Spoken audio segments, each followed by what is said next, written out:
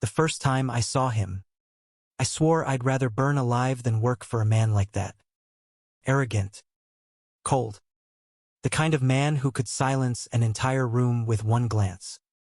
And now I'm standing in his office, hands trembling, begging for something I don't even know how to name. I hate him. God, I hate him so much that it scares me how badly I want him. It started 3 years ago, on a rainy Tuesday in Manhattan, the day my life fell apart. My dream job at a boutique agency vanished overnight, thanks to a merger I had nothing to do with. And guess who swooped in to pick up the pieces? The one and only Nathaniel Cross, CEO of Cross & Co. Self-made billionaire. And apparently, the devil dressed in Tom Ford. He wasn't just intimidating. He was magnetic. A man with a presence so sharp it could cut steel. Every word he spoke dripped authority. Every step he took felt choreographed to remind people who was in control. I promised myself I would never be another pawn in his empire. Never bow. Never break. But promises are fragile things. Aren't they? 3 years later, I'm sitting in his office again, this time as his employee. And it's not because I wanted to be here. No. Life cornered me. Rent piled up. Freelance gigs dried out. And before I could blink, I was signing a contract with Cross & Co. I told myself it was temporary. 6 months tops. Just enough to get back on my feet. What I didn't expect was him. Nathaniel hasn't changed. If anything, he's worse. Colder. Sharper. Every meeting is a battlefield. Every glance a challenge. And yet, beneath that armor of power and perfection, there are cracks. I've seen them. Late nights when the city is asleep and it's just the two of us in that glass fortress overlooking Manhattan. His tie loosened. His jaw tight. His eyes carrying storms no one else can see. I shouldn't care. I shouldn't notice. But I do. God help me. I do. The tension between us isn't just a spark, it's a wildfire. It burns in every stolen glance. Every word that sounds like an insult but tastes like temptation. And then it happened. The moment I stopped pretending. It was last Friday. We'd been working late on a deal that could make or break the company. He was pacing by the window, tie undone, shirt sleeves rolled up, looking like sin in human form. I made some sarcastic comment, I don't even remember what, and he turned. Slowly. Eyes locking on mine like a predator who'd finally decided to pounce. Do you ever stop running that mouth of yours? His voice was low. Dangerous. I laughed. Because that's what I do when I'm nervous. But then he crossed the room. And I swear the air thinned. He didn't touch me. Not yet. But he stood so close I could feel his breath on my skin. Smell the faint trace of his cologne, woodsy. Dark. Expensive. My heart was a drum, pounding out a rhythm that screamed. Run. Or maybe, stay. And then, in a voice so soft I almost missed it, he said, You drive me insane. My world tilted. Because in that moment, it wasn't about power or control. It wasn't boss and employee. It was two men standing on the edge of something dangerous. Something we couldn't name. And I diet that I am leaned in. Not much. Just enough for my breath to catch on his. We didn't kiss. God, I wish we had. Instead, he stepped back, his mask snapping back into place, and barked an order like nothing had happened. But something had. We both knew it. Since that night, everything's changed. Every meeting feels like foreplay. Every argument a prelude to something neither of us wants to admit. And here I am, at 11 p.m. In his office again, papers scattered. City lights painting gold across his desk, wondering if tonight is the night I finally break. He looks up from his laptop. eyes like ice and fire all at once. Close the door, Ryan. My pulse stutters. I do as he says. And when I turn, he's standing, his gaze heavy, like he's reading every secret I've tried to bury. He walks toward Meslo, deliberate, and I forget how to breathe. What are you doing here? His voice is soft now, almost tender. It's a question layered with 1,000 meanings. Why haven't you left? Why can't you stay away? Why do I want you as much as I hate that I do?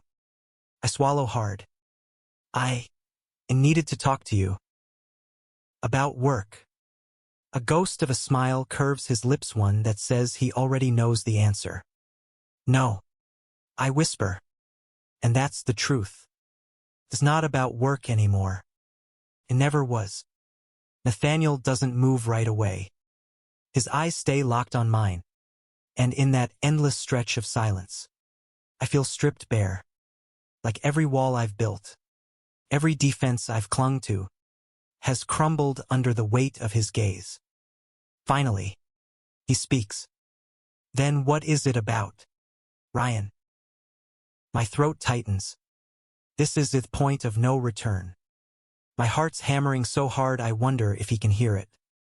I take a shaky breath, forcing the words out before fear wins. It's about us. The words hang there, dangerous and alive. Something flickers in his eye, surprise. Maybe, or something darker. He takes one slow step toward me, then another, until he's close enough that the warmth of his body cuts through the chill of the office. There is no us, he says softly, but his voice cracks on the last word. Betraying him. Stop lying.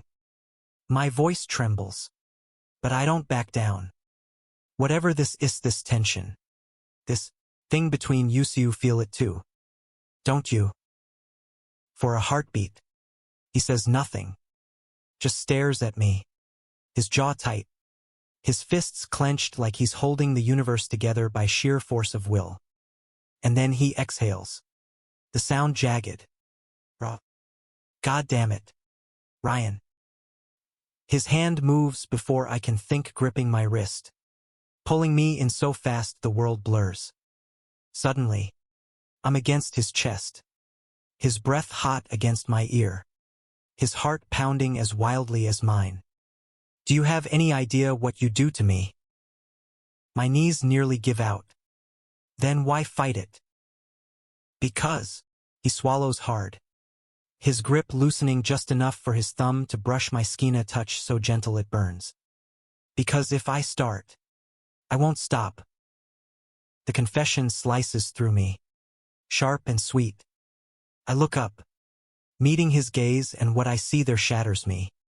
No arrogance, no coldness, just hunger, need, fear. Then don't stop, I whisper. For a moment, the world holds its breath, and then his lips crash onto mine. It's not gentle. It's not careful. It's years of denial exploding all at once, a kiss that tastes like fire and desperation.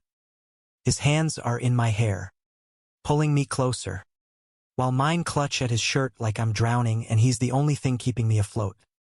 I don't know how long it lasts. Seconds. Hours. Time dissolves. When we finally break apart, we're both gasping, foreheads pressed together, hearts racing in perfect chaos. This is insane, he murmurs, his breath ghosting across my lips. Yeah, I whisper, smiling through the tremor in my voice. But so is pretending we don't want this. He laughs, a low, broken sound that feels like victory and surrender all at once. Then his hands frame my face, and he kisses me again. Slower this time, softer, like a promise. The weeks that follow blur into something I never thought I'd have. Nights tangled in sheets. Mornings waking to sunlight spilling across his skin. Moments so quiet and tender they feel stolen from another life. But it's not perfect, not by a long shot. We fight. God, do we fight? About secrecy, about power, about fear. Sometimes I wonder if we're doomed before we've even begun. The world outside doesn't make it easy. Whispers start. Rumors coil like smoke in the hallways of Cross & Co. Nathaniel takes the brunt of it, cold stares from board members. Veiled threats from competitors. I offer to quit 100 times. He refuses every single one. I'm not losing you, he says one night, his voice fierce as his arms tighten around me. Not for them. Not for anyone. And for the first time in years, I believe someone when they say they'll stay. The breaking point comes in the form of a board meeting. Someone leaked photos, grainy shots of us leaving his penthouse together. The fallout is brutal. Investors demand explanations. Share prices dip. Nathaniel could have saved himself by denying everything. Instead, he stands in front of that room full of vultures and says the words that will cost him millions. I'm in love with him. Just like that. No shame. No hesitation. I don't hear the rest of the meeting. My ears are ringing. My chest tight. By the time he comes out, I'm a mess, angry, terrified, overwhelmed. You didn't have to do that. I choke out when he finds me in his office. Yes, he says, crossing the room with that same steady calm that first drew me in. I did. But your company, let it burn. He takes my hands, his grip warm and certain. Ryan, I've spent my entire life building something that means nothing without you in it. So if this is the price, I'll pay it. Tears sting my eyes before I can stop them. You're an idiot. Maybe. His smile is small, almost shy. But I'm your idiot. And that's when I really know that this isn't some fleeting spark. This is the fire I've been waiting for all my life. 6 months later, Cross & Co. is stronger than ever because of course it is. Nathaniel doesn't know how to lose. We live in a loft now. All glass and light and quiet laughter. Sometimes we fight. Sometimes we break, but we always come back. Because that's what love is. Isn't it? Not perfection. Not safety. Just choosing each other. Over and over. No matter how hard it gets. I watch him one morning. Standing by the window with a cup of coffee. Sunlight painting gold across his face. And I think about that first day, how much I hated him. How much I wanted him anyway. Funny. Isn't it? The things we swear we'll never do. Until we do them with our whole heart. He looks over. Catches me staring. And smirks. What? Nothing. I say. Smiling. Just wondering how I ever thought I could resist you. Nathaniel chuckles. Crossing the room to pull me into his arms. You didn't. And maybe he's right. Maybe I never stood a chance. Thank you for listening. Don't forget to like and subscribe to stay updated with the latest videos.